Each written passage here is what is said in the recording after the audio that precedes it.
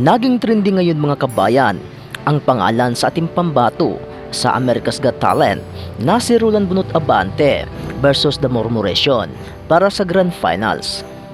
Mas lalong nagtitrending ngayon ang pangalan ng The Murmuration matapos makakuha sila ng spot para sa Grand Finals. Ito nga ay nag-viral ang kanilang video kung saan marami ang mga audience ang nakakagusto sa kanilang pag-perform sa entablado ng America's Got Talent Season 18.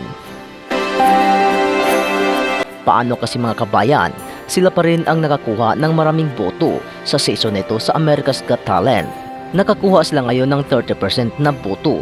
Pangalawa naman ang Shar Family Singers na may 25%, Aren Bilal 22%, Steel Panther 7%, 3G na may 5%, Alfie Andrew na may 4%, Choma and the Atlanta Drum Academy na may 3%, Ryland PT 2%, Andrew Stanton 1%, Danny Kerr 1% at si Erica Caulfield na may 0%.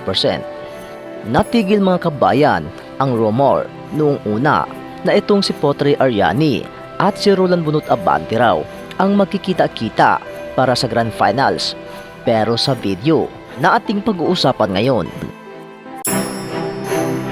ay malaking pasabog mga kabayan ang naghintay sa araw na ito dahil pasok na ang Murmuration para sa Grand Finals. Kasama niya dito sa unang qualifiers 1 noong August 22 na sina Lavender Darkancelo at si Adrian Stoica and Hurricane.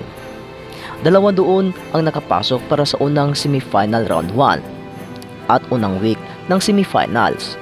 Pero noong inaanunsyo na mga kabayan sa pangalawang week ng semifinals ay marami ang namangha sa performance ng Murmuration na binubuo ito ng 65 performers at tela na wala mga kabayan ang usap-usapan sa mga Pilipino ang Potri Ariani versus Roland Bunot Abante. Dahil alam naman natin na kapag sila ang maglaban-laban para sa Grand Finals, marami dito ang mag-react. Ayon nga sa prediction at survey ng mga music analysts na hindi raw singer ang magcha-champion ngayon para sa America's Got Talent Season 18. Marami din ang nagsasabi na ito raw si Potri Ariani. Pero para sa ating mga Pilipino ay proud pa rin tayo na magkampiyon ang ating pambato na si Roland Bunot Abante. Ngunit sa bagong survey at prediction, ayon nga sa kanila na ang Murmuration ay may malaking tsansa na magkampiyon at makakuha ng $1 million na papremyo galing sa America's Got Talent.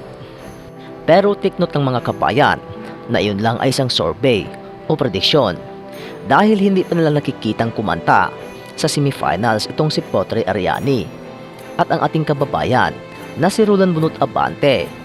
Marami pa ang magbago, marami pa ang maiba at higit sa lahat, kakaiba na ang Grand Finals.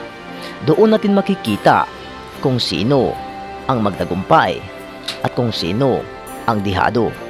At tandaan natin mga kabayan na week 2 pa lang ng semifinals, may 3 pa na kasunod at posible doon ay magbago ang prediction at survey. Masyado lang advance mag-isip ang mga ibang tao. Pero ang totoo, hindi pa nila alam ang katotohanan dahil hindi pa lahat na performer ay nakapag-perform para sa semifinals. Ganun pa man ay umaasa pa rin tayo na maisali ang ating pambato na si Roland Bunot Abante. Kaya mga kabayan, kung totoo man ang balibalita na ang Murmuration at ang ating kabayan na si Roland Bunot Abante ang magharap para sa Grand Finals, ay good news pa ito para sa atin at maganda ang balita na ito at kaabang-abang para sa ating mga kababayang Pilipino, lalong-lalo na sa mga OFW na palaging sumusuporta para sa ating mga performer na sina Bunot Abante at Shadow Ace para sa America's Got Talent. Kakaiba kasi mga kabayan ang expectation versus reality. Pero ganun pa man, aasa pa rin tayo kay Bunot Abante at kay Shadow Ace kahit isa man lang mga kabayan Good luck and God bless, Roland Bunot Abante at Shadow Ace. Isigaw namin ang bansang Pilipinas.